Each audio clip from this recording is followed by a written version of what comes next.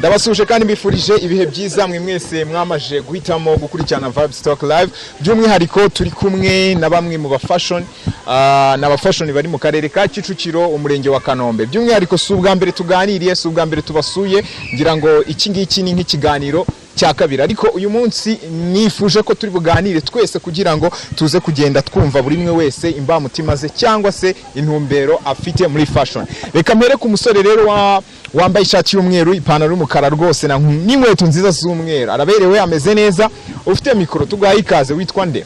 Mazina yanjye banyita Umugisha Elisa. Umugisha Elisa. Yego. Okay, nkaba ndi umufashion nkaba nkorera hano mu murenge wa Kanombe. Yego. Kandi nkaba mbikora mbikunze n'umutima. Kandi nkaba mfite intumbero yo kugera kuri byinshi. Yego. No kuba nagera kuri byinshi kandi nkagera nabo mbigezaho. Yego. Aha, uraza kumera mikoro umuntu kwegereye. Duhere hano. Nawe tuguhaye ikaze witwa nde? Mazina yanjye nitwa Muhoza Joy. Yego. Ndi umufashion hano muri Kanombe. Yego. Mfite intego cyangwa intumbero yo kuzagera kuri byinshi. Yego. Nkateza imbere n'impano z'abatoya. Wow, avuzemo ikintu kiza cyane agomba no guteza imbere impano z'abatoya. Uraza kumera mikoro undi kugira ngo tugende wese twumva imbamutima. Tugaye ikaze brother. Murakoze. So ngiye amazina yanjye ni Fabrice Radukunda. Yes Fabu. Akazina ka fashion ni Major. Yeah. Major. So ndishimye cyane. So fashion rero fashion ni nziza. Fashion nyikora nyikunze. Yego. Kandi nizera ko izanzamura. Ndetse amara no kunzamura nanjye nkagira abo nzamura kabisa. Tugomba kuzamura impano. Yego. Hano harimo abapeti bafite impano nyinshi kabisa. Yego. Kandi zitandukanye. Asante sana Major. Uraduhera mikoro undi ukwegereye kugira ngo nawe atwibwire. Murakoze. Yego. Amazina yanjye. Geza mikoro hasi ho gato. Aha. Murakoze. Amazina yanjye. Ni Udasingwa Togene. Ariko kubanzi neza ku inshuti zanjye banita Pilato. Yes. Buri muntu wese nacyo navumbuye afite akazina ka fashion cyane. Kutambye akazina ka fashion. Reka mureza. Akazina ka fashion. Joanna. Akazina ka fashion. Okay, njewe akazina kanjye ka fashion ni Cyoya. Mana dore amazina banange. Cyoya, Major, Joanna, Pilato. Kanya ndaza kumva na Jesus. Twakomeje. Mazina yanjye nitwa David, akazina ka fashion Starboy. David ukiri muto ufite imyaka ingahe bahu? 17. Wow. Niyo. Ni sawa cyane. Dukomeze. Murakoze. Amazina yanjye nitwa Tuyishimire Chantal. Nickname is Nericento. So, nkunda fashion. Nsaba imbaraga. Yego. And then mba numva nyine mfite style nyinshi mu mutwe wanjye nyine nshaka kuzakora.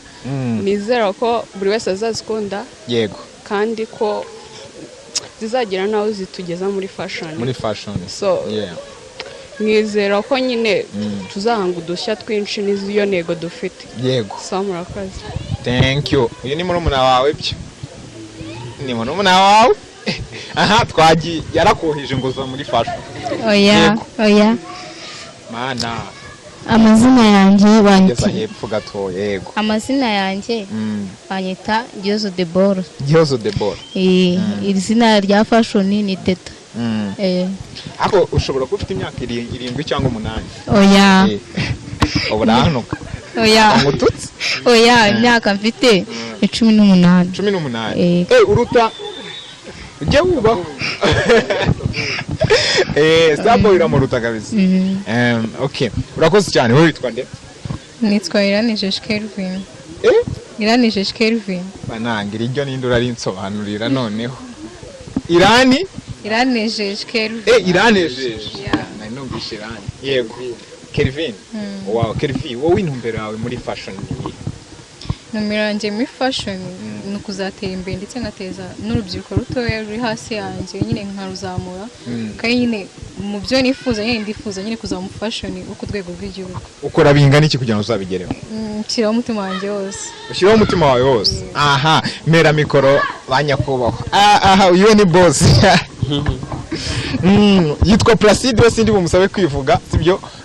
Ndamuvuze ikiba kibi. Ariko tugiye kuganira. Ariko ndajya ntomboza umuntu hano irima mikoro. Uwo nzajya nyihane uzagivuga, sibyo? Mu busanzwe mu Rwanda tugira amatsinda menshi atandukanye ya fashion, sibyo? Wenda mwagiye mwitabira amarushanwa menshi agiye atandukanye. Joanna, ni iki kintu wize mu marushanwa ushobora kuba waritabiriye yose? Murakoze. Ikintu naba narize Yego. nuko ukuntu bashobora kwigisha abana batoya. Yego. Bakabasha kugera nabo kure. Yego. Ikindi ukwiga ukuntu nyine ushaka kumurika imideri. Yego. Nibyo ngibyo. Yego. Aha, ukimara kumva ko witwa Pirato muri fashion wabyakiriye ute? Ewe data uri kumva nyine ukimara kumva yuko ewana ari Pirato nawe nyine utawumva yuko koko ugomba gukora ibintu byiza kandi bishimishije. Yego. Aha. Byanga bikunda ugomba gushimisha abantu. Cyane. Ubashimisha ute rero muri fashion? Okay. Mwakoze. Buriya ikintu cya mbere si amafaranga. Yego. Ahabwa ikintu cya mbere ni abantu. Yego. Buriya y'abantu bahari bazana amafaranga. Sibyo? Yego. Kandi buriya ikintu cya mbere weho ubwawe iyo wumva yuko ufite imumbero Yego. y'ikintu runaka ushaka kugeraho ukigeraho. Icyo cya mbere ni icyizere. Kandi ukaba ufite impano wumva yuko koko imana ikurimo kandi ibyo ukora ubirimo neza. Yego.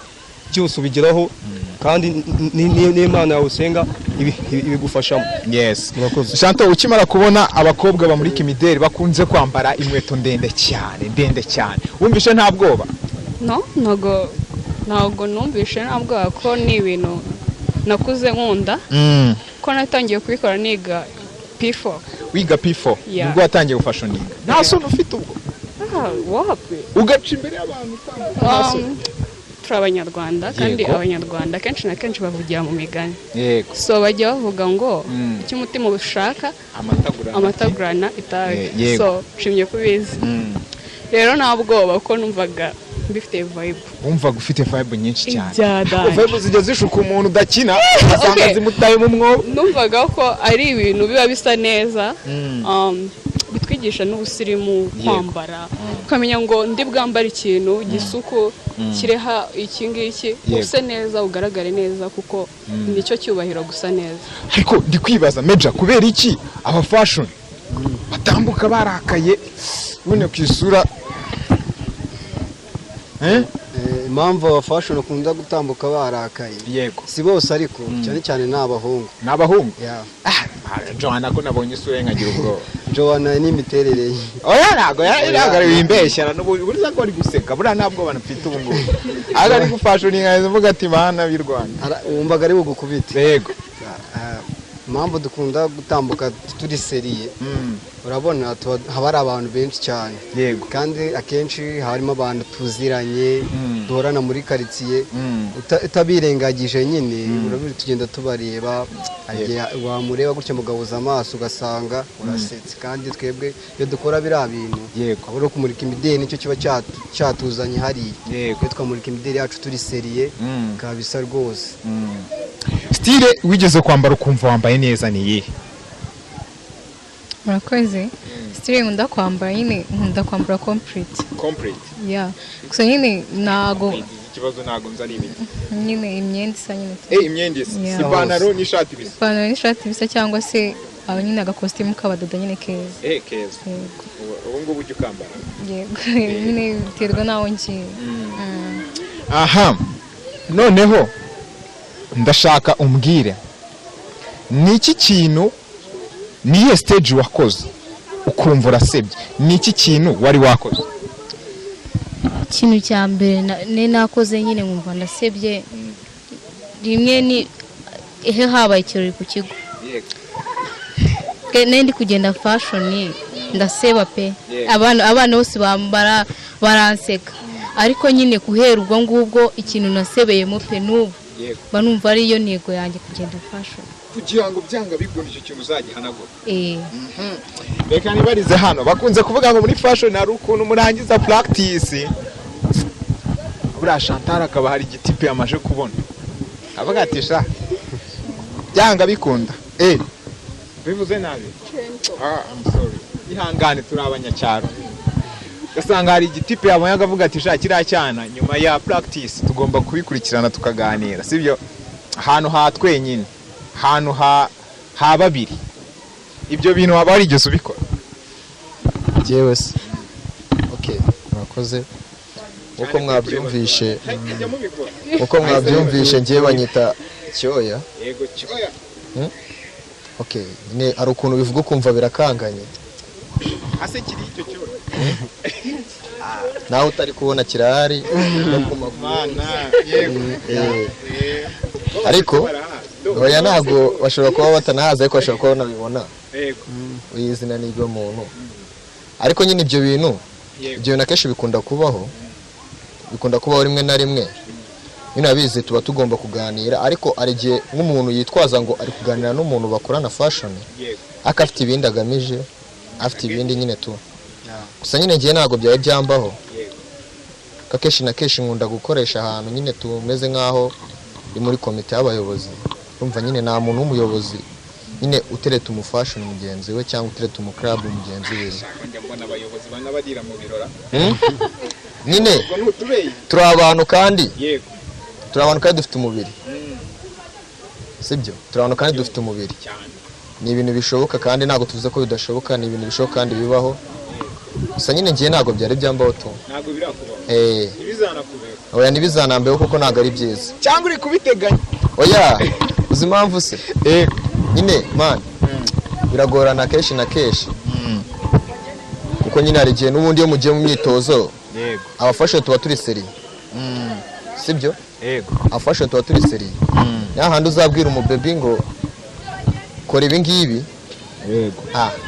uwo turaziranye tuba turi kumwe nijoro bambwirira ubu ninde mu murike ugasanga ati nk'uyu yarabikoze muri aba ngaba wimuhisha n'abakobwa tuba dukorana bose aba ngabo iyo turi mu myitozo tuba turi seriye ntabwo ibyo bintu twabizana nicyo nashakaga kumva iyo turi mu myitozo tuba turi seriye ntabwo tuvuga ngo turi seriye muri uza muri show gusa cyangwa mu byo turi kwerekana yego twe niyo turi mu myitozo tuba turi seriye kuko nyine umufasha utari seriye ushobora gutoza umwana atari seriye yazagera imbere y'abantu no kumurika imideri agaseka ahangaha tuba tukiri kuzamura impano ushobora guseka hano turi gukora talent show hari umuntu wenda waje kuvuga ati kapfe kurebaho hari igihe nabonamo umuntu wenda urabizi byose ariko nyine ntabwo bagukarumye ngo bagushiremo karume yuko umufashion adaseka baragusetsa duhura n'abafana benshi dukora ibirori byinshi duhura n'abafana benshi ufana akagusetsa ariko nyine akabona n'usetse abantu benshi batwibazaho kuki bari abana bagenda barakaye mu buzima busanzwe bazi ko uri umwana uganira useka ariko akana mu kibuga se byagenze bite urumva rero twe tuba tugomba kuba karume no mu byo dukora tukaba karume no mu bo twigisha tukaba karume kuko natwe iyo batwigisha baba batugizeho karume baba babagize karume ndaza kwihutisha ngira ngo nakira umuyobozi nibwo mubona Placide nigeze mubaza ndamwibikiye buriya ariko mu mpere mikoro umuntu witwa Starboy umwana ko uzi kubeshya Starboy ko nzi ko ari umuhanzi aririmba yaje kuba fashion gute byose birajyana fashion no kuririmba birajyana nka Wizkid buriya ni n'umufashion yego iyo tugenda fashion tugendera mu muziki bigahurira hese nyine ndi kugenda mu muziki banange yego kugendera mu muziki so ikindi kintu kimwe nza kuza iyo mikoro urayiha umukobwa ushaka muri abagabo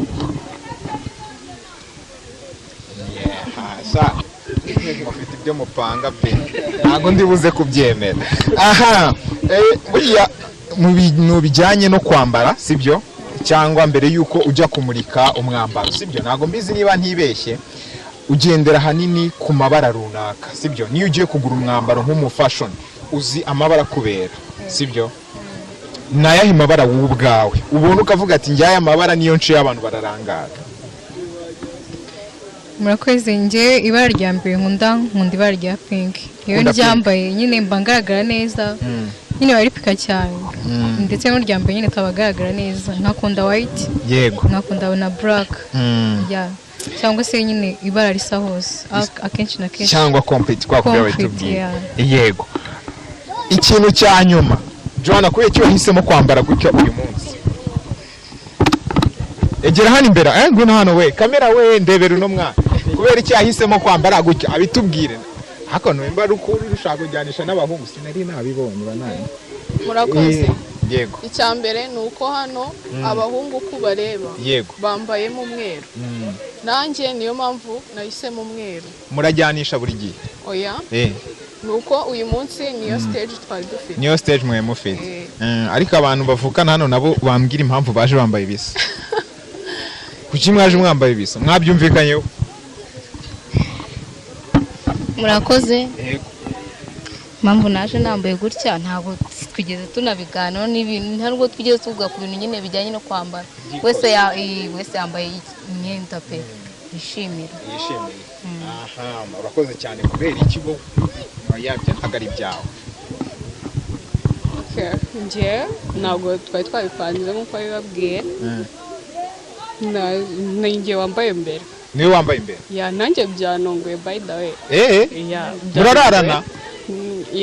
Shama bipangira mu buri mu cyumba buri wese atambuka arayireba avuga ati ako karagiye. Sorry ntabwo twari twabipanze gusa nyine ni kwa kundi umuntu avuga gusa nanone wenda icyo nshobora kuba nkeka ko impamvu twabihuriyeho ni uko dukunda umwenda utwambika nk'umukobwa w'i Rwanda.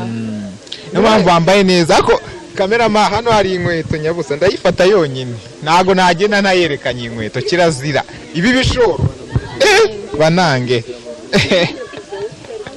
Yes okay reka twakire umuyobozi twakire Placide. Wumvishe twaganiye sibyo njye nkunda kuvuga dushobora kuvuga tukazageza sibyo ariko twaganiye mu by'ukuri intumbero yanyu mwese nka team sibyo ni ugutera imbere ariko ni iki kintu mubona kizabafasha gutera imbere muri uru rugendo mwatangiye? Murakoze. Ikintu ngiye mbona kizaduteza imbere cyane ni icyizere tuzagirirwa n'abantu bakomeye cyane. Icyizere buri gikorwa kigera superieur. Hari abantu baba bari superieur muri ibyo bintu iyo akwegereye akaguha icyizere nawe akareba ibintu uri gukora akaguteza imbere ko gutera imbere nta kibazo kivuyemo. Yego byanga bikunda icyo tubifuriza no kugira ngo muzatere imbere kandi byanga bikunda giye tunamenyane n'abantu nkunda kugenda mbasura cyane sibyo no mu birori byinshi muzajya mwitabira hanini Imana nijya imfasha nkabimenya nzajya mba mpari sibyo na connection yose ngiye nabona sibyo nabona ndabizi ngana n'abafashion benshi uyu munsi ndi kumwe namwe ejo bundi nabwo ndaba ndi kumwe n'indi fashion urumva ni connection sibyo kandi ikintu mbifuriza nisha nihirwe mu rugo sibyo nabibonye murabikunda murabishoboye sibyo ikintu kibura nuko mugomba kuvuga muti ibi bintu dukwiye kubikora kandi mufite discipline iri hayi kuko byose bikorwa na discipline sibyo bikorwa na discipline n'Imana yo usenga Imana ukayereka ibikorwa byawe sibyo warangiza ukajyana discipline n'ibyo bikorwa nta kikubuza gutera imbere sibyo. Placide reka mbashimire cyane. Murakoze cyane. Imana yo mu ijuru ibakomeze ibagore.